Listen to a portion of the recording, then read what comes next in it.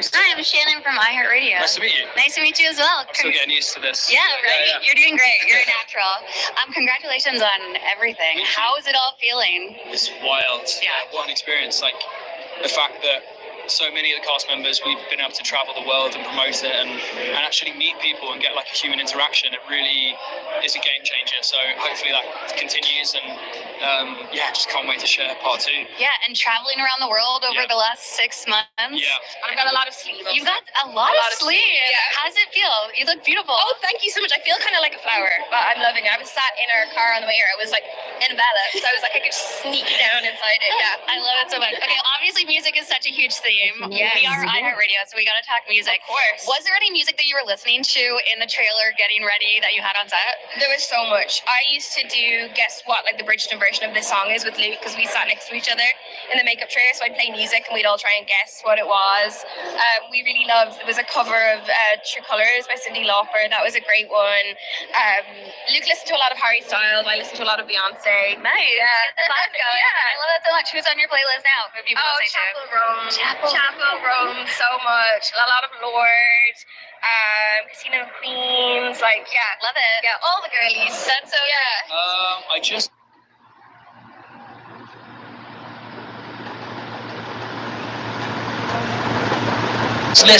when I was getting ready tonight, I listened to Olivia Dean. She's like London. She's from London.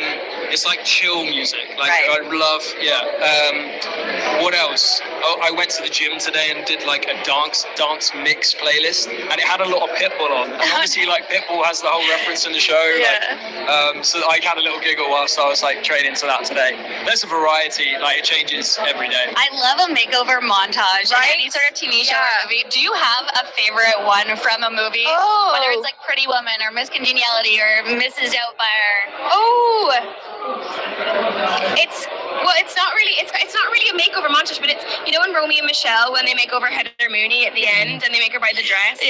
Yeah, I love that. I love that. Yeah. It's such an incredible set, I can imagine, to be on with the outfits and everything. Yeah. Have you ever taken anything from set home? I tried to take my ring, but I got a call like 20 minutes later being like, "Where's your ring?" And someone was picking it up within like 40 minutes, No like way. outside my flat. There's nothing else that I would really take. I don't think.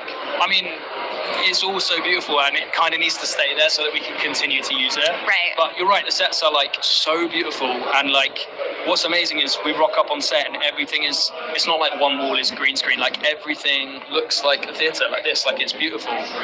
So it's really easy to just switch your brain into being like, I'm here, like this is wild. Yeah, and obviously people are obsessed with Penelope and Colin's relationship. Why do you think that is? I think that they've been in it for the long run. Like they've been in it, they've been a part of it since season 1, and I think that's really cool. Like as actors, we've got to go through this process of like season 1, season 2, the character development. Every season changes, and fans have been along that ride and watched them like get close to each other and not quite make it work, and getting to see that blossom. But also like they represent a lot of people. Like they're kind of like the awkward ones that are in the corner and they like gossip about other people, and they're always watching the romantic leads dance in the middle of the dance floor. So it's really a beautiful moment to see these two characters that have not been in that position before like take center stage. Yeah, and speaking of the fans as well, you guys have some of the nicest, sweetest fans. How has it been to be able to connect with them? It is so amazing. They're so warm and they're so passionate about the show, and they find things that we never even thought of, and it's a real fandom, and it feels really comfortable place to sit at and feel that support. Like, you know, I don't feel scared about part 2 coming out. I'm excited, which is a really like nice place to be. Yeah. Do you like go on Twitter and just scroll and read what people are saying, or do you just leave it? I'm not too much of a scroller in terms of like comments and stuff like that. Or DMs. I'm kind of just, I like to see like how well it's doing. Like I love seeing the numbers on the show and the reports, and so cool. I know Nick does, and she passes them on to me. She'll send me like a TikTok now and then, and I'll be like, that's really creative. How have they done that? You talked about it's getting a later start a little bit. Like you started Dairy Girls around 30. I was 30 for yes. What advice do you have for people who feel like maybe it's a little too late for them, or they feel like they're too old? I think no life experience is wasted if you learn something from it. I think like Luke and I have been doing press for this season Bridgerton for like 6 months and you meet hundreds and hundreds of lovely journalists like yourself. But me doing retail was my best training for that, because people would come into the storybook and I'd have to greet everyone and talk to everyone, and I wouldn't have learned that at drama school, and it gave me a lot of patience, and you know, I really appreciate where I am now. Like this, none of this is ever lost on me. So yeah. And if it's for you, it won't pass you by. Yeah, I love that. Did you make merch for your castmates on the show? I did make merch. I started a thing called Champagne Friday, where basically I would bring in a bottle of champagne every Friday and we'd alternate and we'd crack it in the makeup trailer and have a glass, and I made Champagne Friday merch. I love that so much. I feel like that needs to be a thing everywhere. Right, definitely, Let's make it a weekly occurrence. Oh, for sure. Incredible. Yeah. Congratulations on everything. Thank you very Love much. this show. Enjoy tonight. Thank you so much. Thank Lovely you. to talk to you. Amazing. Thank you so Thank much. you. That was fun. Congratulations. What's your favorite part about the fashion and everything when it comes to Bridgerton?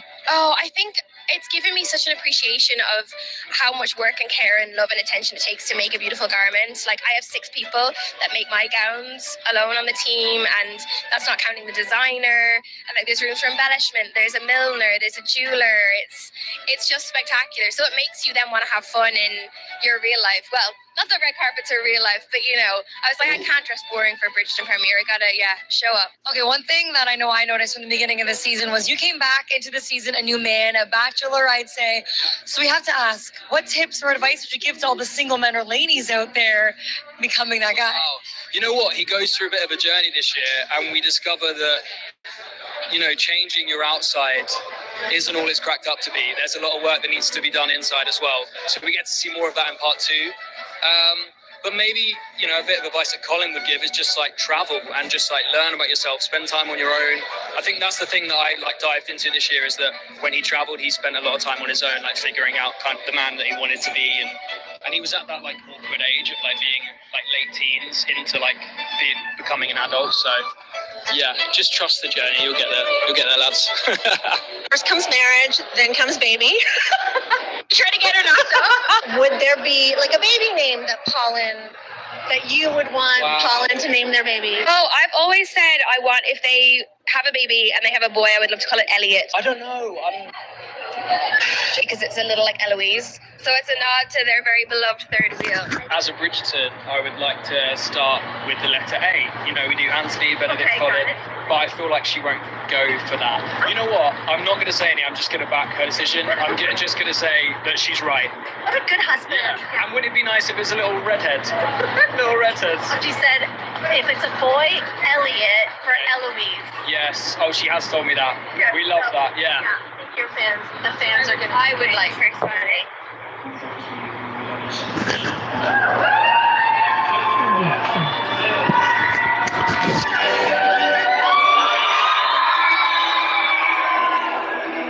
The fans to discover about Penelope that they didn't know before. Oh, I think it's quite exciting because I was just watching some of part 2 today because I got special access like that.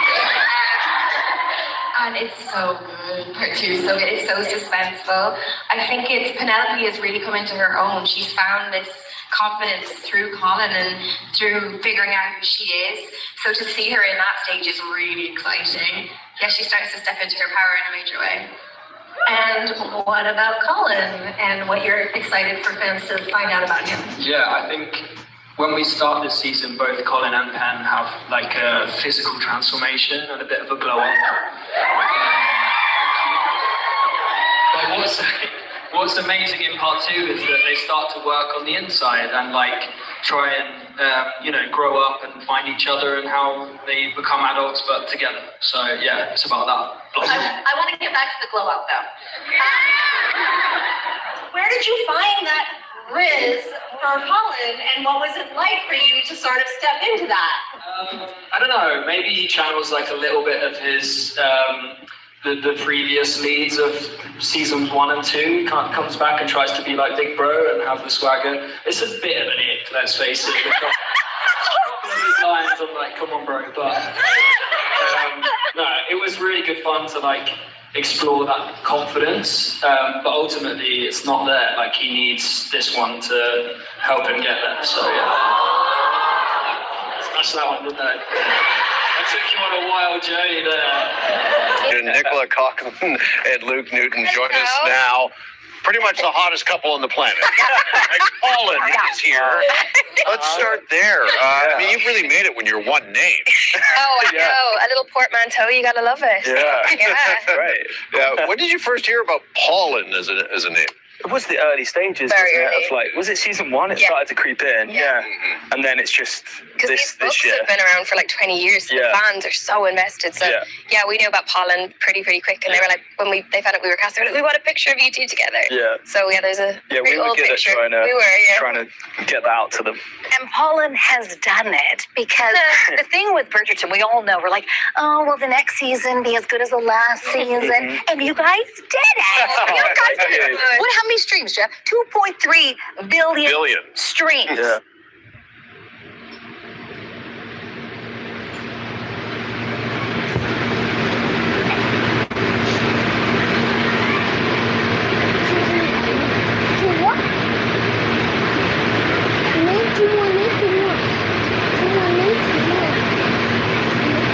It's Yeah, it is Crazy. wild. Yeah.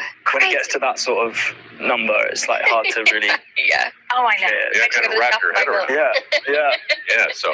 All right, listen, there's so much to talk to the two of you about. I mean, we got to start with the carriage scene. Sure. Infamous Let's get right to it. Start with it. Yeah. Right to it. Well, I mean, we got it. We got Yeah. to talk about this. I want to know from both of you, what was the reaction when maybe, I don't know, family and friends saw this for the first time? Say anything to you? I don't know if I've had those conversations yet. I was watching it up to my mum, and then he gets in the carriage, we have the conversation. Yeah. Then I let her see one kiss. I fast forwarded all of it, and in the end, Well will you marry done. me? That's all Yeah. she's seen so far. And then we were somewhere maybe in Brazil, and I was getting texts being like, I need the code to log into Netflix. I was like, no, you don't. You'll wait till I'm home, and I will show you.